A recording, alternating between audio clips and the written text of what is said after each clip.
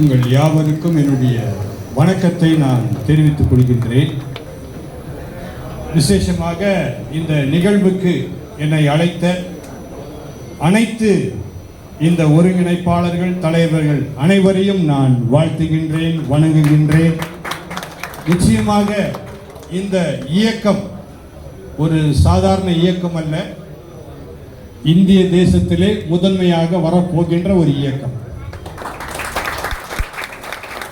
தொடக்கத்திலிருந்து நான் கவனித்துக் கொண்டிருக்கின்றேன். ஒவ்வொரு காரியம் வித்தியாசமாக இருந்து கொண்டிருக்கின்றது.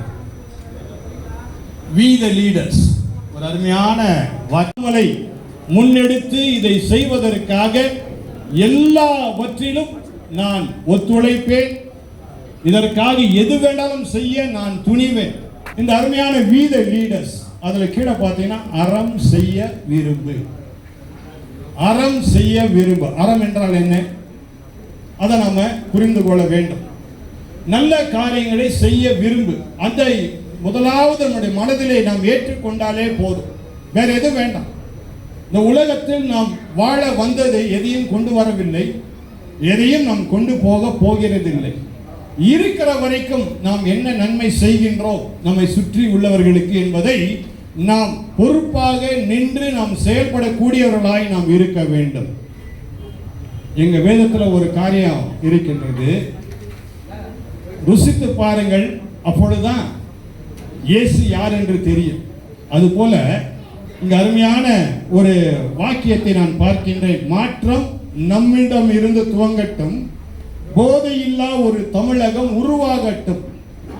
மாற்றம் நம்மிடம் இருந்து தொடங்கட்டும். அப்படி என்றால் முதலாவது நாம் போதை இல்லாமல் இருக்கணும். நான் சொல்றது விளங்குதுன்னு நினைக்கிறேன். முதலாவது போதை என்னிடத்திலிருந்து புறப்பட்டு வெளியே போக வேண்டும். போதை என்று சொன்ன உடனே நாம் நினைக்கிறோம் டாஸ்மாக் கடை அல்லது வேற ஏதாவது போதை. இல்லைங்க, இன்னைக்கு போதையில் அரசியல் வந்திருக்கின்றது, அரசாங்கம் வந்திருக்கின்றது. அதை நாம் புரிந்து கொள்ள வேண்டும். அது ஒரு விதமான போதை. திரையுலக நட்சத்திரங்களை பார்த்த உடனே நம்ம தமிழக மக்களுக்கு மட்டும்தான் ஒரு போதை வந்து விடுகிறது. ஆனால் அந்த போதை மாற வேண்டும். இதை மாற வேண்டும் என்றால் நாம் முதலாவது மாற வேண்டும். நமக்குள்ளே இருக்கிற அந்த போதை தன்மை, அவன் பெரியவன், இவன் பெரியவன், இவன் வந்தால் நல்லா இருக்கும், அவன் வந்தால் நல்லா இருக்கும். அதனால இயக்கத்தின் பேர் என்ன? நாம் எல்லாம் பெரியவர்கள் தான். We are the leaders. நாம் எல்லாரும் தலைவர்கள். அவன் மட்டும் தலைவன் அல்ல, நாம் எல்லாரும் தலைவர்கள். ஆக ஒரு தலைவனுக்கு இருக்க வேண்டிய முதல் காரியம் என்ன? உன்னில் இருக்கிற போதை வெளியே போக வேண்டும். சிறு வயதிலே நான் போதைக்கு அடிமையாக இருந்தேன், நான் ருசித்து பார்த்தால்தான் அதனுடைய என்ன என்று நான் சொல்ல முடியும். வெளியே போதை ஒழியணும், போதை ஒழியணும் நாம் சொல்லுவோம். ஆனால் போதை என்றால் என்னன்னு தெரியாமல் இருந்து விட்டு நாம் சொல்லிக் கொண்டே இருந்தால் அந்த போதை என்ன என்று சொல்லி யாருக்கும் விளங்காது. அந்த போதையை விட்டு வெளியே வர வேண்டும் என்றால், நீ போதையை விட்டு வெளியே வாடா, நீ போதை பண்ணக்கூடாது, இப்படிப்பட்ட காரியங்கள் செய்யக்கூடாது, தவறான காரியம், உடல் நலத்துக்கு அது கேடு என்று சொன்னால் யாரும் விளங்கிக் கொள்ள மாட்டார்கள், ஏற்றுக்கொள்ளவும் மாட்டார்கள்.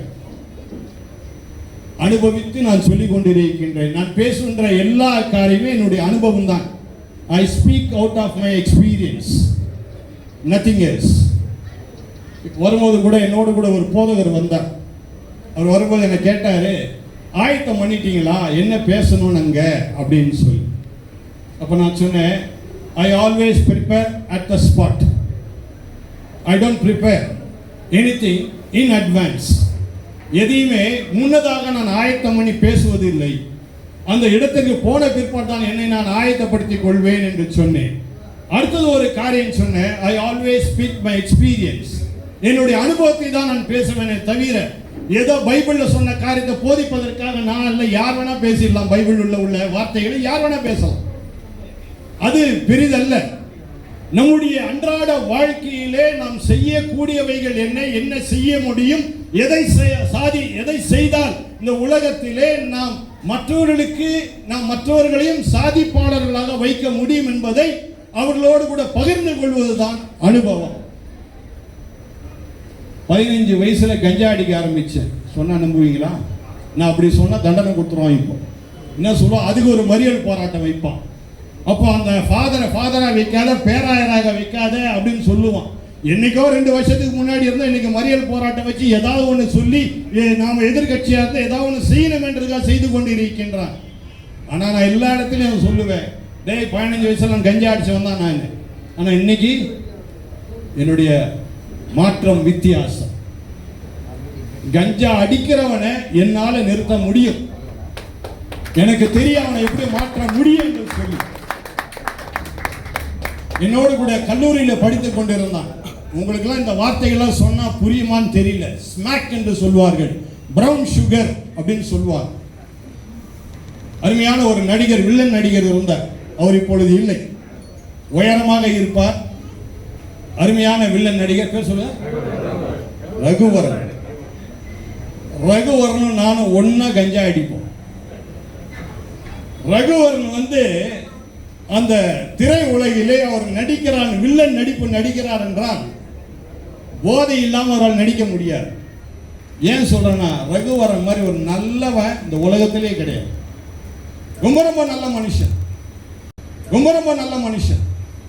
திரை உலகிலே இருக்கக்கூடிய நடிகர்களை நான் பார்த்தது அருமையான ரகுவரன் ரொம்ப அருமையான நடிகன். ஆனால் ஒரே ஒரு சின்ன பழக்கம், அந்த போதை பழக்கத்தினாலே அவனை வெறுக்கக்கூடிய நிலையிலே சமுதாயம் காணப்பட்டது.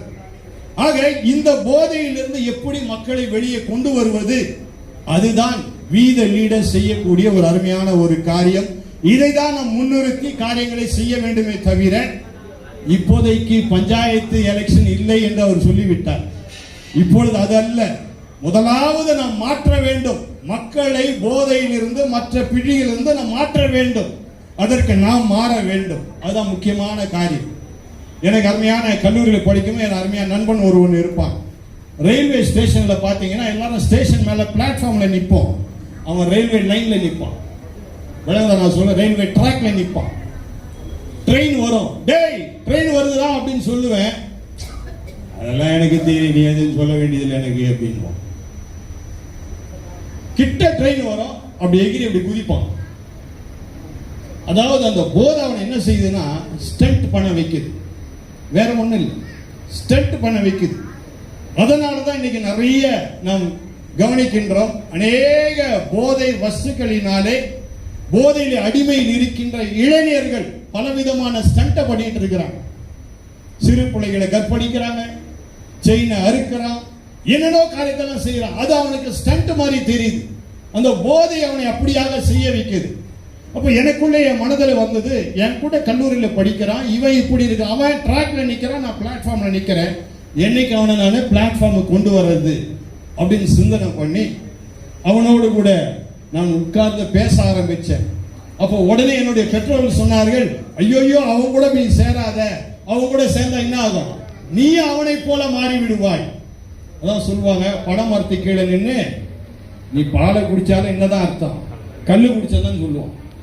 சொல்றவன் 1000 சொல்லட்டும், அதை பற்றி எனக்கு கவலை இல்லை என்று சொல்லி அவனோடு கூட என்னுடைய நேரத்தை செலவழிக்க ஆரம்பிச்சேன். அவன்கிட்ட கேட்டேன், இதெல்லாம் என்னடா கிடைக்குது, இந்த போதையில் உனக்கு என்னென்ன நன்மை கிடைக்குது சொல்லுடா என்று சொல்லி அவனிடத்துல கேட்க ஆரம்பிச்சேன். ஒவ்வொன்றா சொல்லி கொண்டே இருந்தான். ஒவ்வொரு காரியத்துக்கும் மெதுவா அவனுக்கு பதில் கொடுத்துக்கிட்டே இருந்தேன். கொஞ்ச காலத்தில் நீங்க நம்ப மாட்டீங்க, 6 மாதத்தில் அவனை போதையிலிருந்து வெளியே கொண்டு வந்தேன். கொண்டு வந்து அவனுக்கு ஒரு அருமையான பெண்ணை பார்த்து திருமணம் செய்து, அந்த பெண்ணிடத்தில் சொன்னேன், ஒரு காலத்தில் பயங்கரமான போதவஸ்தை அவன் அடிமையாகி இருந்தான், இப்பொழுது அப்படி இல்லை, நீ தான் கவனித்துக் கொள்ள வேண்டும் என்று சொல்லி நான் சொன்னேன். ஆனால் அந்த நண்பன் அந்த போதை வஸ்துகளினாலே பல வருடங்கள் வாழ முடியாத நிலையிலே அவன் காலமாகி போய்விட்டான். ஆனால் அவன் மாறினான், மாற்றினேன். ஆகவே இந்த சமுதாயத்தை நம்மால் மாற்ற முடியும். எப்பொழுது என்றால் முதலாவது நாம் மாற வேண்டும். அதை தான் அவங்க போட்டிருக்கிறான், மாற்றம் நம்மிடம் இருந்து துவங்கட்டும். இத்தனை பேர் இங்க கூடி வந்திருக்கிறீங்க. அருமையான அம்மா அவர்கள் என்னை அழைத்தார்கள், நீங்க வாங்க, நீங்க வந்து ஒரு கெஸ்டா வரணும் அப்படின்னு சொன்ன உடனே நான் என்ன பண்ணேன், என்னுடைய நண்பர்கள் எல்லாருக்கும் அனுப்பினேன். அத்தனை நண்பர்கள் என்னை கேட்ட கேள்வி என்ன தெரியுமா, அருமையான தலைவர் அண்ணாமலை வருகின்றாரா அப்படின்னு கேட்டார். தலைவர் அண்ணாமலை வருகின்றாரா என்று சொல்லி கேட்டார்கள். நான் சொன்னேன், எப்பா அவர் வந்தா என்ன, வராம போனா என்ன, அதனுடைய இயக்கத்தின் பேரு என்ன? வீத லீடர்ஸ். நம்ம எல்லாரும் தலைவர் என்று சொல்லப்பட்டிருக்கின்றதுப்பா. அப்ப தலைவர் வந்தாதான் வருவேன் என்றால் அப்ப நீ தலைவன் ஆக முடியாது. நீ கடைசி வரைக்கும் தொண்டனாதான் இருக்கணும். நீ யாரையும் மாற்ற முடியாது. நீ இந்த சமுதாயத்தை மாற்றவே முடியாது. அவருடைய வேலை நான் ஏன் செய்ய வேண்டும்? அவர் செய்துட்டு போட்டோம், நான் பின்னாடி நிற்கணும். பின்னாடி என்ன பண்ண போற? நீ நாம் தான் மாற்ற வேண்டும். நாம் மாற்றும் பொழுது இந்த மாற்றத்தை கொண்டு வர வேண்டும் என்று விரும்பினாரே அவருக்கு மகுடத்தை நாம் சூட்டிக் கொண்டு இருக்கின்றோம். இதுதான் முக்கியமான காரியம். இதை நம் மனதிலே நாம் கொண்டு வர வேண்டும். நமக்கு ஒரு உக்தியாய் நம்மை ட்ரிகர் பண்ணக்கூடியவர் நமக்கு தேவை. அது அருமையான தம்பி அண்ணாமலை. அந்த அண்ணாமலை தான் என்ன சொல்லுகின்றார்? நீங்கள் மாற்ற முடியும், நீங்களும் தலைவர்கள், நீங்கள் சமுதாயத்தை மாற்ற முடியும். அப்பேற்பட்ட சமுதாயத்தை மாற்றும்படியாக இந்த இடத்துக்கு நாம் வந்திருக்கின்றோம். வேற எதற்கும் வரல. நான் ஒரு தலைமை பொறுப்பு எடுக்க வேண்டும், அல்லது ஒரு பஞ்சாயத்து தலைவர் ஆக வேண்டும், வார்டு மெம்பர் ஆக வேண்டும், இல்லை நான் ஒரு எம்எல்ஏவாக மாற வேண்டும், ஒரு எம்பியாக மாற வேண்டும் என்று நினைத்து இருந்தால் தயவு செய்து உங்க மனதிலிருந்து அதை தூக்கி போட்டுருங்க. இன்னைக்கு நான் ஒரு ஆர்ச்சி பிஷப் என்றால் நான் ஆர்ச்சி பிஷப் ஆக வேண்டும் இந்த அங்கியை போடு என்று கூட நம்பி கூட நான் பார்க்கல. காரணம், இந்த அங்கி போட்டோம் அத்தனை பேரும் திருட்டு பயன் சொல்ற ஆள் நான். இன்றைக்கு அப்படிதான் பேசிட்டு இருக்கிறேன். டே, அங்கேயே போட்டு திருட்டு போய் வேலை செய்யறீங்களாடா, அங்கேயே போட்டு பிச்சை எடுக்கிறீங்களாடா, இன்றைக்கும் பேசிட்டு இருக்கிறேன், பேட்டி கொடுத்துட்டு இருக்கிறேன். ஒரு முறை நான் வாலிபடா இருந்த சமயத்துல ஏறக்குறைய 22 வயதுல இப்படி அங்கி போட்ட போய் நேரம் அங்கேயே போட்டு இப்படி பிடிச்சிட்டேன். பிடிச்சிட்டு திருட்டு பயடா நீன்னு. அவர் வயதான ஒரு பாவம். அவர் என்னை பார்த்து சொன்னாரு, நீயும் ஒரு காலத்துல இந்த அங்கியை போடுவ, அப்போ ஒருத்த வந்து உன்னை பிடிப்பான், அப்போ தெரியும் என்னுடைய நிலைமை என்னன்னு உனக்கு புரியண்டா அப்படின்னா.